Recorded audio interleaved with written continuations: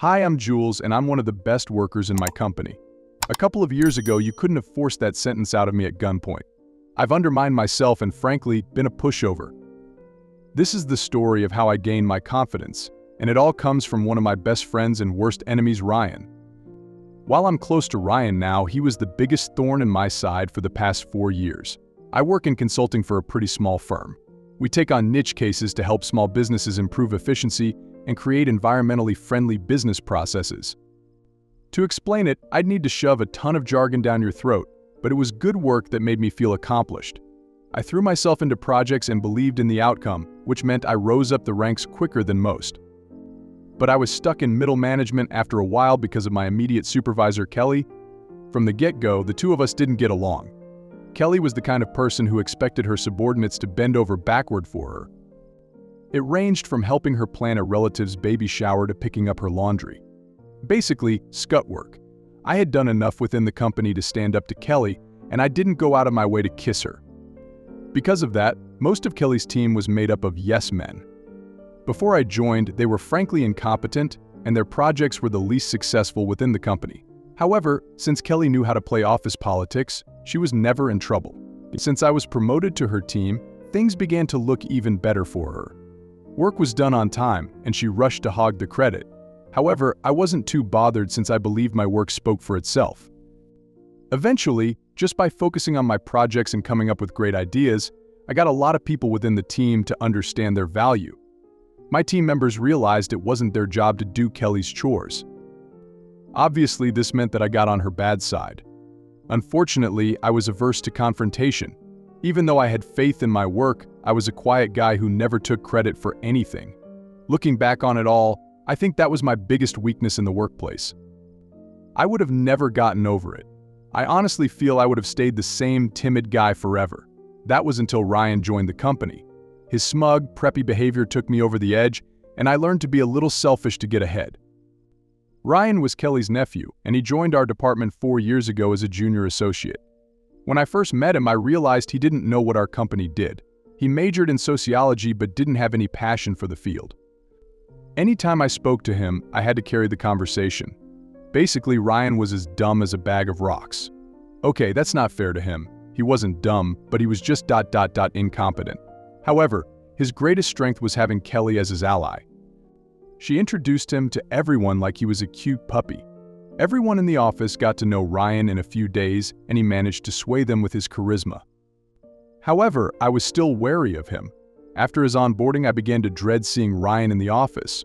To my annoyance, I was put to work on a few projects with him. Soon enough, I realized that Ryan was a bigger credit hog than his aunt. I would do most of the research and legwork for projects, while Ryan sat in the office making pretty PTTs. Honestly, the work we did as a two-man team could have been done by me alone. But the issue was that Kelly would never acknowledge my work. Since the presentation was the only client-facing thing, and Ryan made the .pt, he was lauded for all the work. My fault was that I never spoke up about it. I remember the first time Kelly and Ryan worked together to put me down. It was a project for a small manufacturing company that wanted to go green.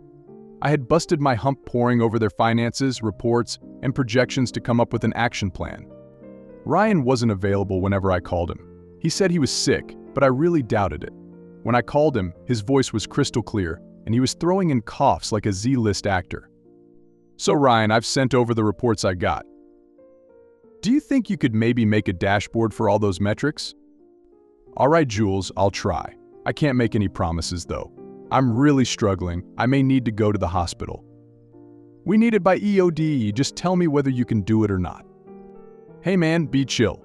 I'll do a good job, just not by tonight. Tell the client there was a delay. That shouldn't be an issue, right? Making me tell the client was another underhanded tactic Ryan used to pull.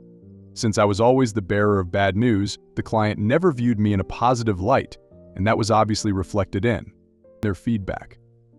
With some other projects, he would always swoop in at the end with his work, portraying himself as a hero while I was the bumbling idiot who was kept in the dark.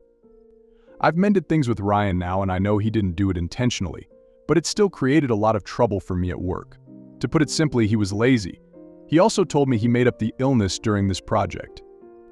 I'll get to how I forgave this idiot, but let's get back to what happened all those years ago. My issue was that I tried to solve the whole thing through proper channels for the longest time. Obviously, my higher-up in this case was his Aunt Kelly. The project was successful, but my reputation was hurt by delaying meetings due to Ryan's laziness. When I spoke to her about it in private, her response was clearly biased. "So Jules, you wanted to see me about Ryan's performance in the project?" "Yeah, Kelly, I mean, it's tough to work with him." "Oh, why would you say that?" "Well, I know he's young, but he doesn't understand the importance of deadlines. I asked him to get some work done, and he simply waved it off. He said he was ill, but I'll be honest, it didn't seem like it." "Are you saying you don't trust your juniors if they have a valid reason to take some rest?" "I'm not saying that." "Well, Ryan was ill. I spoke to his mother about it, and the poor boy could barely get out of bed. I understand that the situation was tough on you, but I expect you to pick up the slack for the team. I'm sure he would have done the same for you. Besides, Jules, the client was more than happy with their interactions with Ryan. I'm sure they can't be wrong." In this way, Kelly would often shut down any complaint I had about her nephew. Now, you may be wondering why the heck didn't this guy quit, and there are tons of reasons for that. First off, I really did enjoy the work I was doing. Secondly, not all my projects were with Ryan. Most of the other people in the team knew how to get work done. Lastly, well, I had fallen for someone. There was a girl in it, Madison, and we slowly started developing chemistry together. Basically, I had made my peace with Ryan being handed everything on a platter and viewed it as something I had to put up with. My hope was that I would eventually be transferred to a different team and wash my hands of the terrible two Kelly and Ryan. Unfortunately, that meant I was putting my career outside my own control. The complacency I had definitely set me back by a few years. But in a way, Ryan was also the guy who got me out of it. Without his behavior, I wouldn't have snapped and been selfish. That was what I really needed. A couple of years ago, Madison and I started dating. Being with her made the cons of staying at the company almost non-existent. However, I noticed that Ryan was acting weird. Usually, he didn't treat me with any hostility. I mean, he just saw me as a colleague who was trying to hound him with work. At least that's how it was in the beginning. But I guess things had changed as he got settled into the role. Firstly, Kelly's constant parading of her nephew had definitely gotten him promoted way faster than he should have. In my opinion, he didn't deserve anything more than an entry-level role, because his work ethic was just zilch. But obviously nobody told him that. At least not to his face. So Ryan ended up having an ego problem. He was deluded enough to think that he was actually some kind of big-shot consultant who was single-handedly solving all our clients' problems. But along with that, I realized that Ryan had also developed a crush on Madison. She used to hang out with our team a lot after work, and Ryan was attracted to her, but the opposite wasn't true. Madison was like me, somewhat quiet and reserved, and she hated loud people, huge social events, and too much time in public. Because of that, the two of us bonded while Ryan's charm fell flat on her. Even after we started dating, he didn't let up on trying to win her over. This all came to a head at the company Christmas party, where he got drunk and tried to put me down in front of my girlfriend. "Hey Madison, Merry Christmas." "Hi Ryan, how's work going?" "Hey Ryan, I'm good. We're both a bit tired, so we might head out soon." Yup, and as for work, pretty good. "Hey, we're going to start on the new project in January, right? I think it's the first time you're going to lead a project. Congrats." "Haha, thanks man. I'm basically in your position now, right? Hey, soon enough, maybe I'll be your boss since Aunt Kelly is going to try to move up to the C-suite." "Nah, I'm just kidding. Just kidding, but man, how long since you got a raise?" "Ryan, let's discuss this later. I'm happy where I am. My work is always outstanding and things get done perfectly when I'm involved in any project. Just drop it before you embarrass yourself." Speaking of dropping, Madison, why don't you come with me? I want to show you this sick new BMW I bought. This loser probably couldn't afford one anyway. "Oh, grow up, Ryan. Everyone in the office knows that your dad helped you pay for the car. Jules doesn't waste his money because he's saving for important things, like a house. Believe me, I wouldn't get into any car with you." From there on, the spat devolved into a full-on shouting match, and all three of us were called into an HR meeting after the Christmas party. While everyone on the incident committee recognized that Ryan's behavior was bordering on harassment, he still got away with barely a slap on the wrist. I can only assume Kelly was behind this too. This was when I finally had an epiphany. If I kept my mouth shut, people would just keep walking over me. When it came to my work and stolen credit, I never had that wake-up call. But when I realized that Ryan could act like a douche to my girlfriend and get away with it just because he's my boss nephew, that's when I decided it had gone too far. The moment the meeting ended, I went to the director of the company and told him that I wasn't interested in working with Ryan or Kelly. To my dismay, I guess Kelly had already gotten to him, and he wasn't inclined to believe me. I got talked down by him and even got told that I needed to work on the big client project that was going to take place in January. Stakes were high, and we needed this account. Obviously, everyone knew that my work was great, and that's why I was being pushed to keep working on the account.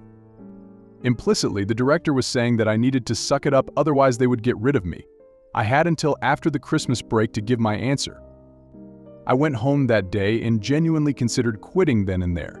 I spoke to Madison about it, and she said that she would support me in my decision. We both thought about getting out of that work environment together. It was just becoming too toxic.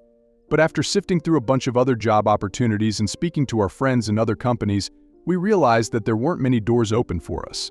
Now, the old me would have resigned myself to working with Ryan and taken the stable way out. But I just couldn't bring myself to do it. Come January of 2023, I decided I was going to go out with a bang. When I rejoined the office, I went into the director's office and told him that I understood his perspective. I was going to work with Ryan on the project. He told me that it was a wise choice. Little did he know what my real choice was. That whole day, Kelly walked around the office with a smug look on her face. She must have thought I was under control. In her mind, Ryan's first time as project lead was going to go smoothly.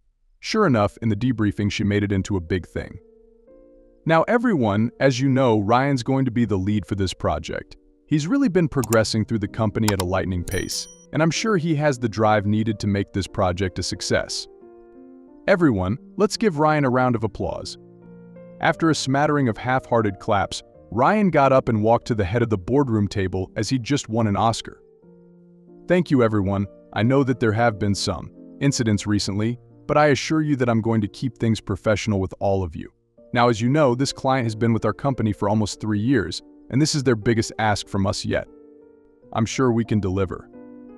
With that, our team got to work on the biggest project we had ever seen.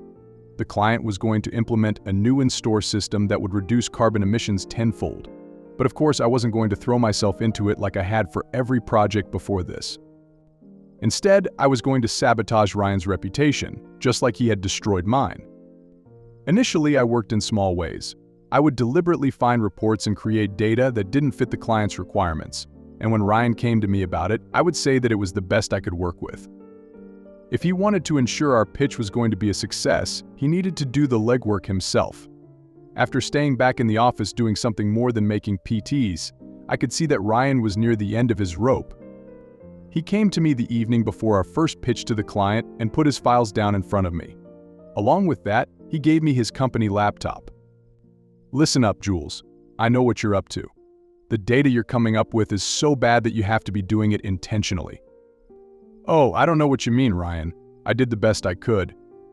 Stop lying, all right. The first client meeting is tomorrow. I'm going to give you all the data, but I'm going to need you to come up with the presentation. Do you think you can manage that? Oh, Ryan, as per the workflow, weren't you going to come up with the final pitch? I mean, designing these .pts is your forte, right? Yeah, I mean it is. But I had to redo all your tasks, and now I'm not interested in making a damn .ptt.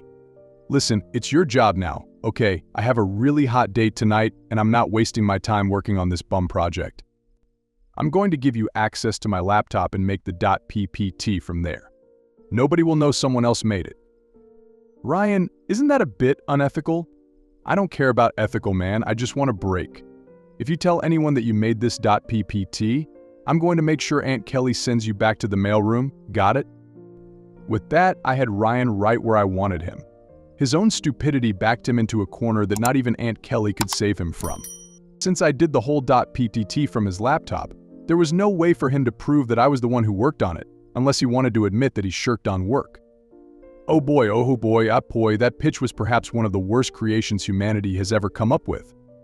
I mean, I threw in a few spelling errors and misplaced a few charts.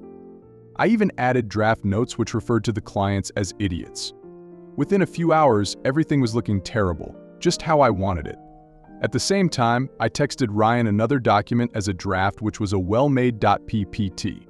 I juggled these two copies, making sure that the final document I uploaded was the time bomb.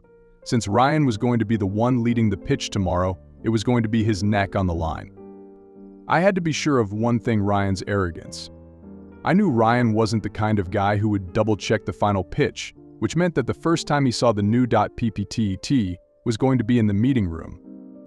On the day of the meeting, I could barely keep it together. This definitely wasn't the kind of stunt past Maine would ever have pulled.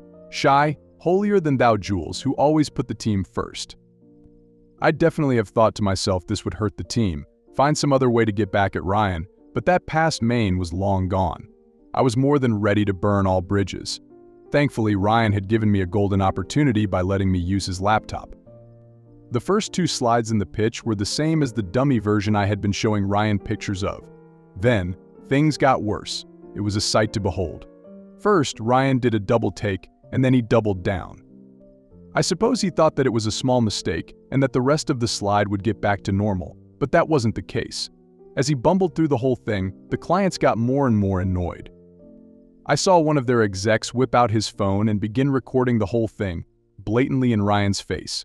After he finished the pitch, the client's representatives walked out without a word, straight to the director's office.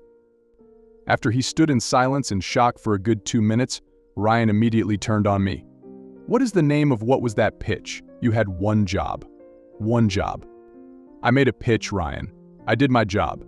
As the team lead, you should be the one to run final checks on everything. You've been sabotaging this thing since day one. I'm going to make sure everyone hears about it.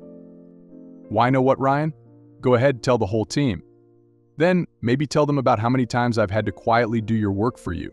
Maybe tell them about the dozens of projects where I had to bail you out only for you to steal credit. Well, this is the first time I don't mind you stealing credit. That pitch was all yours. I'm going straight to AU. To Aunt Kelly? Yeah, kiddo, I don't think she can help you here. You can tell the director I did it, or you can tell him I pawned my work off on someone else. Either way, you're screwed. A spark of realization suddenly flew across Ryan's face as he realized what he'd gotten himself into. Sure enough, the director stormed out of his office and asked where's Ryan in a hushed whisper scream. Like a lamb being led to the slaughter. They were in there for a good 2 hours. Then I got called into the office too. Walking in there, I saw the director, Ryan, and Kelly all standing together. It was like a Mexican standoff between all three of us. I finally let out all my frustration about the office and its workplace. In no uncertain terms, I told the director that if his office was staffed with people like Kelly and Ryan, the company would be bankrupt in a month. I spoke about all the crappy stuff Kelly had done before Ryan joined, and then spilled the beans about her favoritism. Kelly tried to defend herself and play on the friendship more like bootlicking she had done with the higher-ups in the company. As for Ryan, he mostly stood there as white as a sheet. The only thing he could do was mumble "please don't fire me" when there was a lull in all the conversation. I could see that the director was about to lose his mind with all three of us, so I made it really simple for him. He had to pick between me or Kelly. I know I could have gotten Ryan fired too, but his arrogance and laziness came from being coddled by his aunt.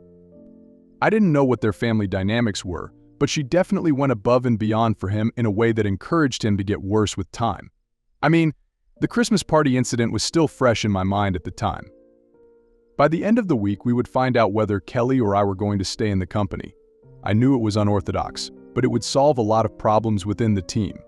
Madison told me that she had also approached her boss and told her that she was going to quit if I was fired. That's how she found out that there was a lot of internal politics that was going to decide our ultimatum. Essentially, Kelly was pulling every single favor she had to paint me in a bad light. However, it wasn't working. You want to know why? People were sticking up for me. Now, I had never been really close to anyone in the office, so I was definitely surprised to hear this news from Madison. Word had spread about my outburst in the director's office, and a lot of people were on my side. Kelly's behavior may have gotten her in the good books of a bunch of higher-ups, but the terrible way she behaved with her employees made them turn against her. A lot of people had sent emails to the director stating that Kelly didn't deserve to stay in the company. Eventually, Kelly was let go of her job. It was a complete upset, and she couldn't believe it herself. I won't lie, I gloated about it a little. Seeing her walk away from the company, with a box of all her junk, I couldn't help but smile at her. You win, Jules. I can't believe all these jerks complained about little chores. I asked them to do stuff for me. Is that so bad? It's not just that, Kelly. You never respected any of us. Anytime we came up with something, you stole the credit, and you expected us to just live with it. Well, I did live with it for a long time. Then you got your douchebag nephew into the company. I lived with that too. But when he tried to hit on Madison, and you made sure HR didn't do anything about it, well, that's when I realized this wasn't going to work, honey. I was promoted to Kelly's position, and things are going better than ever for our team. People are judged purely on their merit, and that's actually made it easier for all of us to be friendly with each other. There's no teacher's pet in the team, and by extension, no resentment between members. I've also found myself really diving into this position of leadership, and it's helped by my new assertiveness. As far as I know, Kelly's still unemployed, and she hasn't been given a favorable referral by anybody. All the networking she had done had gone to waste because she was never someone people were really friends with. Now, I mentioned that I'm on good terms with Ryan now. That all happened after his aunt left. Ryan stayed on in the company, but he was demoted and worked under me. I assumed that he wouldn't survive without his aunt constantly covering for him, but his work was actually better now that she was gone. However, people didn't get along with him because of all the drama that had happened previously, and I could see that it was taking a toll on him. One day, he sent me an email saying that he wanted to put in his 2-week notice. Now, normally I wouldn't bat an eye at this, but I was genuinely impressed by the work ethic he had shown after Kelly left. So I called him into my office for a meeting. Ryan, look, forget about all the stuff that's happened between us. I don't have a personal vendetta against you. As long as you get your work done with the kind of quality you've been showing lately, I'm happy to keep you on board and maybe even move you up in the team. That means a lot, thank you. Jules, I also wanted to apologize to you and Madison too. I was a terrible person in this company, and I grew used to slacking off. After Aunt Kelly got fired, she blew up at me for not having her back, and I realized well, my whole career here was because of her. I don't think I would improve anymore if I stayed here. It has that memory of who I was in the past. I'm thinking of moving to a different company where I can get a fresh start. If you're okay with IT... could you be my mentor? Sure, Ryan, I get where you're coming from. I think you should apologize to Madison in person. The team's going out for a drink tonight. Join us and have some fun. As for your resignation... I won't lie, you've become an asset to this team. I want to keep you. What say you come to the bar with us? We can speak to everyone there, you can make your apologies, gauge their reactions, and then see if you still want to leave. That decision was probably the best thing I've done as a manager. Ryan got a chance to speak to everybody who held a grudge against him. It was in an informal setting, and I also cut the BS. There was no office politics, and people were refreshingly honest. A lot of people vented against Ryan, but also commended his new attitude and work ethic. After all that, he told us all about Kelly and how he used to behave in the past. A few secrets were spilled. Sure, that's how I found out he was faking his illness all those years ago, haha, but nobody held it against him. By the evening, people were just getting along and having fun. Madison was also touched by Ryan's apology and were both okay with having him stay on in the workplace. He was also open with everyone about feeling unwelcome, and people rushed to comfort him after realizing that his heart was in the right place. I'm sure it wouldn't have been the same if he hadn't gotten the chance to apologize. The morning after that, Ryan told me that he wanted to stay in the company with a smile on his face. That's where I'm at now. Jules, the new manager whose selfishness actually ended up helping the company for the better. People on the team are now known as being the best and brightest, and everyone looks ready to have an amazing career. Of course, without the Medusa that was Kelly turning our promotions to stone, that was bound to happen. Despite all these changes and how tough work has been, I'm finding the old joy in solving problems that got me into this industry in the first place.